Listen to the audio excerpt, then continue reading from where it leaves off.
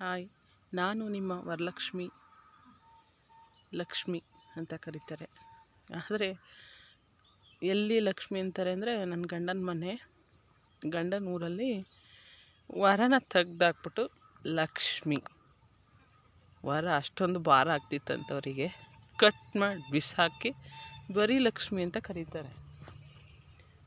ಆದರೆ ನನ್ನ ಅಪ್ಪನ ಮನೆ ನನ್ನನ್ನು ಏನಂತ ಕರೀತಾರೆ ಗೊತ್ತಾ? ಪಾಪಣಿ.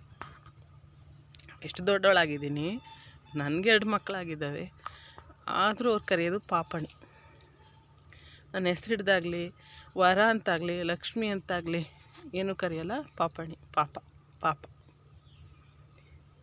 ಅಪ್ಪ ಅಮ್ಮಂಗೆ ಮಕ್ಕಳು ಎಷ್ಟು ಚಂದ ಅಲ್ವಾ? ಅವು ಹುಡ್ತಾಗಿಂದ ಅವು ಸಾಯೋ ತನಕ ತಂದೆ ತಾಯಿಗೆ ಮಕ್ಕಳು ಮಕ್ಕಳೇ,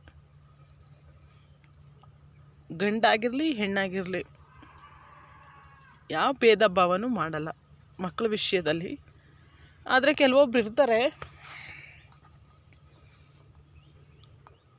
ಮದುವೆ ಆಗೋ ತನಕ, ಅಂದರೆ ಹೆಣ್ಮಕ್ಳು ಮದುವೆ ಆಗೋ ತನಕ ಒಂಥರ ಇರ್ತಾರೆ, ಮದುವೆ ಆದಮೇಲೆ ಒಂಥರ ಬದಲಾಗ್ತಾರೆ.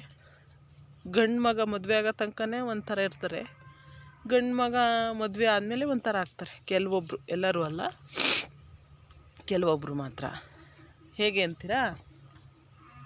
ಗಂಡು ಮಗನಿಗೆ ಹೆಣ್ಣು ತರಬೇಕಾದ್ರೆ ಹೇಳ್ತಾರೆ, ನಮಗೆ ಹಿಟ್ಟು ಮಾಡಿಕ್ಕಿದ್ರೆ ಸಾಕು, ನಮಗೆ ಯಾರೂ ಹೊಲ್ದ ಹತ್ರ ಹೋಗಿ ಕೆಲಸ ಮಾಡೋ ಅವಶ್ಯಕತೆ ಇಲ್ಲ, ನಮಗೆ ಬೇಜಾನ್ ಐತೆ, ನಾವು ಬೇಜಾನ್ ಕುಳಗಳು, ನಾವು ಅರಸರ ಕಾಲದವರು, ರಾಜರು ಮಂತಂದವರು ಅಂತಾರೆ. ಆದರೆ ಆ ಹೆಣ್ಣನ್ನು ಮದುವೆ ಮಾಡ್ಕೊಂಡು ಕರ್ಕೊಬಂದಾಗ ಅವಳು ಮನೆಗೆ ಹೊಸ್ಲು ದಾಟೋಷ್ಟರೊಳಗೆ ಮನೆ ಕೆಲಸದೊಳಗಿರ್ತಾಳೆ. ಎಲ್ಲರಿಗೂ ಅಲ್ಲ, ಬಿ ಕೇರ್ಫುಲ್ ಲಿಸನಿಂಗ್, ಎಲ್ಲರಿಗೂ ಅಲ್ಲ, ತಪ್ಪು ತಿಳ್ಕೊಬೇಡಿ. ನನ್ನ ವಿಷಯದಲ್ಲೂ ಕೂಡ 100ಕ್ಕೆ 200% ಇದು ಟ್ರೂ ಆಗಿದೆ. ಹೇಳಿದ್ದೆ ಒಂದು, ಆಮೇಲೆ ನನ್ನ ನಡೆಸ್ಕೊಂಡಿದ್ದೆ ಒಂದು. ಅವ್ರು ಹೇಳಿದ ರೀತಿಯೇ ಬೇರೆ, ನನ್ನನ್ನು ನಡ್ಸ್ಕೊಂಡಿದ್ದ ರೀತಿಯೇ ಬೇರೆ, ನಡ್ಸ್ಕೊಳ್ತಿರೋ ರೀತಿಯೇ ಬೇರೆ. ಅವ್ರು ಹೇಳ್ದಂಗೆ ಇದ್ದರೆ ಚಂದ. ಅವ್ರು ಏನೇ ಹೇಳಿದ್ರು ಅವ್ರು ಅಲ್ಲ ಅಥವಾ ಒಂದು ಸ್ವಲ್ಪ ತಾಳು ಅಥವಾ ತಾಳಿ ಅನ್ನೋ ಪದ ಬಳಕೆ ಬಂದಾಗ ನಾವು ಕೆಟ್ಟವ್ರಾಗ್ತೀವಿ. ಅದು 1 ದಿನಕ್ಕೆ ಸರಿ, ಅಥವಾ 2 ದಿನಕ್ಕೆ ಸರಿ, ಅಥವಾ 3 ದಿನಕ್ಕೆ ಸರಿ. ಪ್ರತಿದಿನ ಅದೇ ರಿಪೀಟ್ ಆದಾಗ ತಾಳ್ಮೆಗೂ ಒಂದು ಮಿತಿ ಇರುತ್ತೆ ಅಲ್ವಾ? ಆವಾಗ ಏನು ಮಾಡ್ತಾರೆ ಅವರು? ನಮ್ಮನ್ನು ಅವರಿಂದ ದೂರ ಇಡೋಕ್ಕೋ ಅಥವಾ ಅವರೇ ನಮ್ಮಿಂದ ದೂರ ಹೋಗೋಕ್ಕೋ ಕಾರಣಗಳನ್ನ ಹುಡುಕ್ತಾರೆ, ಕಾರಣಗಳನ್ನ ಕೊಡ್ತಾರೆ. 100ಕ್ಕೆ 1 ಭಾಗ ಸಮಂಜಸ ಆಗಿದ್ದರೆ ಇನ್ನು 99 ಭಾಗ ಅಸಮಂಜಸವಾದ ಕಾರಣಗಳನ್ನ ಹುಡುಕ್ತಾರೆ, ಅಸಮಂಜಸವಾದ ಮಾತುಗಳನ್ನ ಹೇಳ್ತಾರೆ, ಅಸಮಂಜಸವಾದ ಸಮರ್ಥನೆಯನ್ನು ಮಾಡ್ಕೋತಾರೆ ಅವ್ರಿಗೋಸ್ಕರ, ಅವ್ರ ಮುಗುನ್ಯಾರಕ್ಕೆ ಮಾತ್ರ. ಅದೆಲ್ಲ ನಾನು ಟ್ರೂಲಿ ನಂಬ್ತೀನಿ. ದೇವರಿದ್ದಾನೆ. ನೆಗೆಟಿವಿಟಿ ಪಾಸಿಟಿವಿಟಿ ಎರಡೂ ನಂಗೆ ಫೀಲ್ ಆಗಿದೆ. Have to feel 2 activity, positivity negativity ಎರಡನ್ನೂ ಫೀಲ್ ಮಾಡಿದ್ದೀನಿ, ಎರಡನ್ನೂ ಅನುಭವಿಸಿದ್ದೀನಿ. ಎರಡೂ ನನಗೆ ನಾನಿದ್ದೀನಿ ಅಂತ ಪಾಸಿಟಿವಿಟಿನೂ ಪ್ರೂವ್ ಮಾಡಿದೆ, ಹಾಗೆ ನೆಗೆಟಿವಿಟಿನೂ ಪ್ರೂವ್ ಮಾಡಿದೆ. ನಾನು ಎಷ್ಟೋ ಕಷ್ಟಗಳಲ್ಲಿ ನನ್ನಪ್ಪ ಶನಿದೇವ ನನಗೆ ಬೆನ್ಗಾವಲಾಗಿ ನಿಂತಿದ್ದಾನೆ, ನನಗೆ ಕಾಯ್ತಾ ಇದ್ದಾನೆ ಕೂಡ. ನನ್ನಪ್ಪನೇ ನನಗೆ ಜನ್ಮದಾತ ಒಬ್ಬ ಅಪ್ಪ ಅಂದರೆ, ಸೆಕೆಂಡ್ ನನಗೆ ಅನ್ನದಾತ ಜನ್ಮದಾತ ಅನ್ನೋ ಸ್ಥಾನದಲ್ಲಿ ನಾನು ಇಡಬೇಕು ಅಂದರೆ ಅದು ಶನಿದೇವ್ರು ಮಾತ್ರ. ಇನ್ಯಾರು? No one is standing the point of father. ತಂದೆ ಸ್ಥಾನದಲ್ಲಿ ಯಾರು ಸಮನಾಗಿ ನಿಲ್ಲಿಸ್ಬೋದು ನಾನು ಅಂದರೆ ಶನಿದೇವ್ರು ಮಾತ್ರ. ಅವ್ರು ನನ್ನ ಕಾಯ್ತಾ ಇದ್ದಾರೆ, ನನ್ನ ಬೆನ್ಗಾವಲಾಗಿದ್ದಾರೆ, ನಂಗೆ ದಾರಿ ತೋರ್ತಿದ್ದಾರೆ, ನಂಗೆ ಧೈರ್ಯವಾಗಿದ್ದಾರೆ, ನಂಗೆ ಸ್ಫೂರ್ತಿಯಾಗಿದ್ದಾರೆ.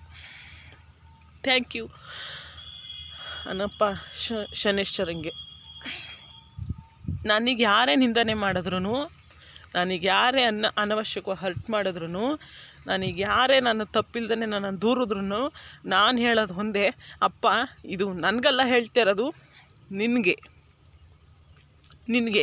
ಯಾಕಂದರೆ ನೀನು ತೋರಿಸಿದ ದಾರಿಲಿ ನಾನು ನಡೀತಿರುವಾಗ ನನ್ನನ್ನು ಯಾರಾದರೂ ದೂರ್ತಾರೆ ಅಂದರೆ ಅದು ನಿನಗೆ ಸೇರಿಕೊಳ್ಳುತ್ತೆ. ಯಾಕೆಂದರೆ ನೀನು ತೋರಿಸಿರೋ ದಾರಿಲಿ ನಾನು ನಡೀತಾ ಇದ್ದೀನಿ. ಅದರಿಂದ ನನ್ನನ್ನು ಯಾರಾದ್ರೂ ಬ್ಲೇಮ್ ಮಾಡಿದ್ರೆ ಅಥವಾ ನನಗೇನಾದರೂ ಹರ್ಟ್ ಮಾಡಿದ್ರೆ ಅದಕ್ಕೆ ನೀನು ಪಾಲುದಾರ ಅಂತ ಅಂದ್ಕೊಂಡೆ ನಾನು ಮನಸ್ಸಿಗೆ ಸಮಾಧಾನ ಮಾಡ್ಕೊತೀನಿ. ಆಗಿದ್ದಾಗ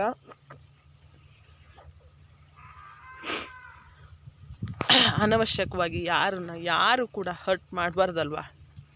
ಆದರೆ ನಮ್ಮ ವಿಷಯಕ್ಕೆ ಪದೇ ಹರ್ಟ್ ಆಗ್ತಿದ್ದಾಗ ನಾವು ನಿಂತ್ಕೊಳ್ಳೇಬೇಕಾಗುತ್ತೆ. ಎಲ್ಲಿ ತನಕ ಬಗ್ಬೋದೋ ಅಲ್ಲಿ ತನಕ ಆಲ್ರೆಡಿ ಬಗ್ಗಾಗಿರ್ತೀವಿ. ನನ್ನ ತನ ಬಂದಾಗ ನಾನು 100% ನನ್ನ ತಲೆ ಕೊಡ್ತೀನಿ. ಆದರೆ ನನ್ನ ತಂದೆ, ನನ್ನ ತಾಯಿ, ನನ್ನ ಅಣ್ಣ, ನನ್ನ ತಮ್ಮ ಅಥವಾ ನನ್ನ ಮಕ್ಕಳು, ನನ್ನ ಗಂಡ, ನನ್ನ ಜೀವನ ಅಂತ ಬಂದಾಗ ನಾನು never give up 1% of into 100%. ನಾನು 1% ಕೂಡ ತಲೆ ತಗ್ಗಲ್ಲ. ಎದುರುವಾಗಿ ನಿಂತ್ಕೊಂಡು ಇದು ತಪ್ಪು ಅಂತ ಖಂಡಿಸ್ತೀನಿ ಇವಾಗ. ಆದರೆ ನನ್ನ ಮದುವೆ ಆದಾಗ ಈ ಧೈರ್ಯ ಇತ್ತು, ಆದರೆ ಖಂಡಿಸೋ ಧೈರ್ಯನ ನಾನು ಮಾಡ್ತಿರ್ಲಿಲ್ಲ. ಅದೇ ನನ್ನ ತಪ್ಪು ಅನಿಸುತ್ತೆ. ಆ ಧೈರ್ಯ ಮಾಡದೇ ಇರೋದಕ್ಕೆ ನಾನು ಎಷ್ಟೆಷ್ಟೋ ನೋವುಗಳನ್ನ ತಿನ್ನಬೇಕಾಯ್ತು, ಎಷ್ಟೆಷ್ಟೋ ಹೊತ್ತಲ್ಲಿ ಕಣ್ಣೀರು ಹಾಕಬೇಕಾಯ್ತು, ಎಷ್ಟೆಷ್ಟೋ ವರ್ಷ ನಾನು ಊಟಗಳನ್ನ ಬಿಟ್ಟು ಚಿಂತೆ ಮಾಡಬೇಕಾಯ್ತು. ದಯವಿಟ್ಟು ಯಾರು ಆ ತಪ್ಪನ್ನ ಮಾಡಬೇಡಿ. ಏನೇ ತಪ್ಪಿದ್ರು, ಏನೇ ಸರಿ ಇದ್ರು, ನಿಮ್ಮದು ಸರಿ ಇದ್ದರೆ ಎದುರುಗಡೆ ಅವ್ರು ತಪ್ಪಿದ್ದಾಗ ತಪ್ಪು ಅಂತ ಹೇಳಿ ತಿದ್ದಕ್ಕೆ ಟ್ರೈ ಮಾಡಿ. ಅವರು ತಿದ್ಕೊಳ್ಳಿಲ್ಲ ಅಂದಾಗ ಅದನ್ನು ಬಿಟ್ಟು ಹೊರಗಡೆ ಬರೋಕ್ಕೆ ಪ್ರಯತ್ನ ಮಾಡಿ. ಎಲ್ಲನೂ ನಿಮ್ಮ ಕೈಲೇ ಇರುತ್ತೆ. ಸೋಲು ಗೆಲುವು ಆಪ್ಷನ್ ಇಸ್ ಯುವರ್. ತಪ್ಪನ್ನ ಮಾಡಬೇಡಿ. ತಪ್ಪು ಮಾಡಿ ಧೈರ್ಯ ಮಾಡಬೇಡಿ. ತಪ್ಪನ್ನ ಮಾಡಿದಾಗ ತಪ್ಪು ನಮ್ಮದೇ ಆಗಿರುತ್ತೆ, ಸೋಲು ನಮ್ಮದೇ ಆಗಿರುತ್ತೆ, ಆರೋಪಗಳು ನಮ್ಮದೇ ಆಗಿರುತ್ತೆ. ತಪ್ಪನ್ನ ಮಾಡದೇ ಇದ್ದಾಗ ಯಾವುದೇ ಕಾರಣಕ್ಕೂ ಹಿಂಜರಿಬೇಡಿ. ಯಾರಿಗೋಸ್ಕರನೂ ತಲೆ ತೆಗೆಸ್ಬೇಡಿ, ದೇವ್ರನ್ನ, ತಂದೆ ತಾಯಿಗಳನ್ನ ಬಿಟ್ಟು. Thank you.